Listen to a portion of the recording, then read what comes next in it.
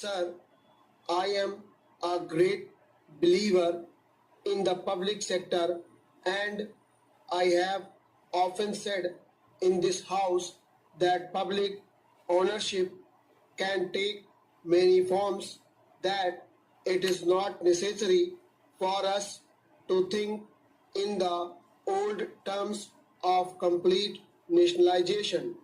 The British Labour Party has on this question done a great deal of hard thinking, and I would therefore say that it is a little disappointing to find that the returns from our public sector concerns are on the low side.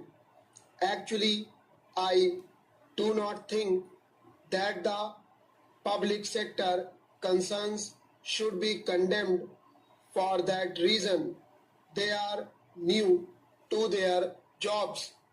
What about the returns that the private sector concerns give in the first few years of their existence? But we should have a high standard of efficiency in our public sector concerns, and we should make them yield good returns.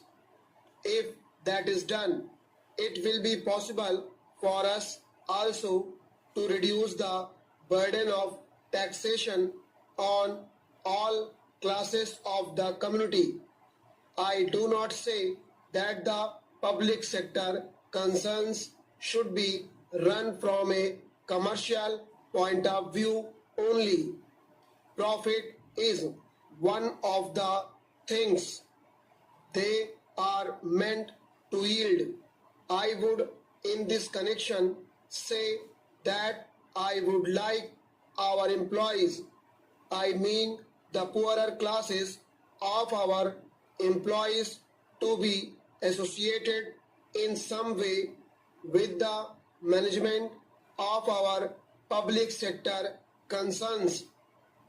So far as our private sector undertakings are concerned, I have been thinking in terms of co-ownership. I think I said this last year, and perhaps I am repeating it again.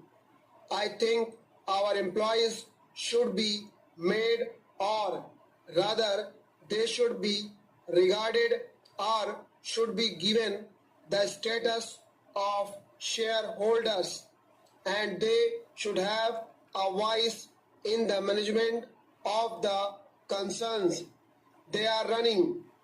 They should have a voice in selecting the directors who shall run the concerns for the country.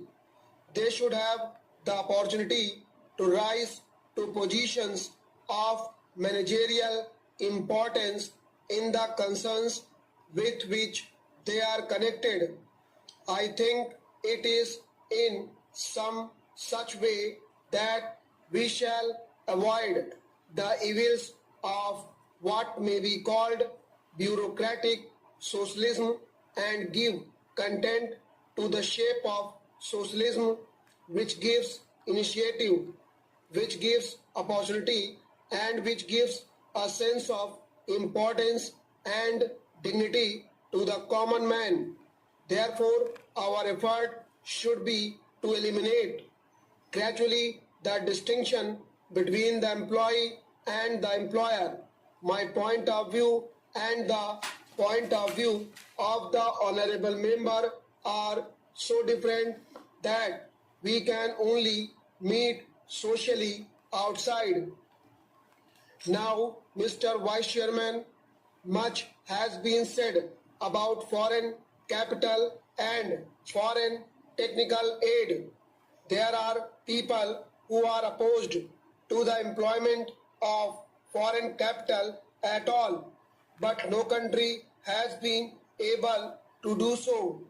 We should, however, be able to employ foreign capital without strings attached to them, as we are doing today. So far as foreign technical aid is concerned, we cannot dispense with it. I would like to say that there is a tendency in our country to be content with the second best or the third best. I think that is an unfortunate tendency. We have in the world of technology and in the world of science a great deal to learn from foreign countries.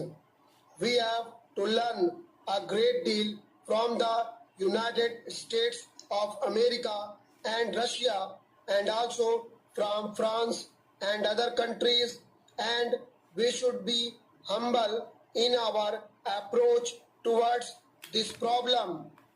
We should be prepared to give to our managerial staff opportunities of acquiring technical knowledge and technical skill in these countries.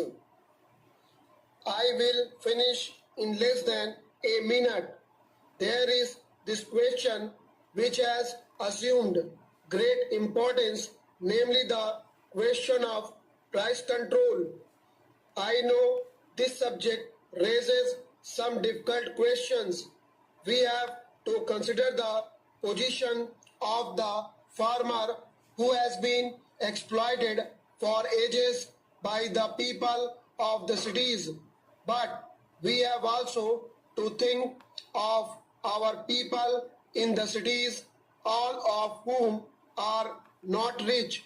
Many of them have to lead very humble lives, and the rise in prices, the rise in the cost of living, particularly in urban areas, is becoming very high.